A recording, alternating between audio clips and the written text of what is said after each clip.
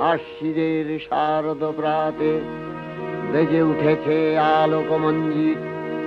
ধরণীর বহিরাকাশে অন্তরিত মেঘমালা, প্রকৃতির অন্তরাকাশে জাগরিত জ্যোতির্ময়ী জগন্মাতার আগমন বার্তা।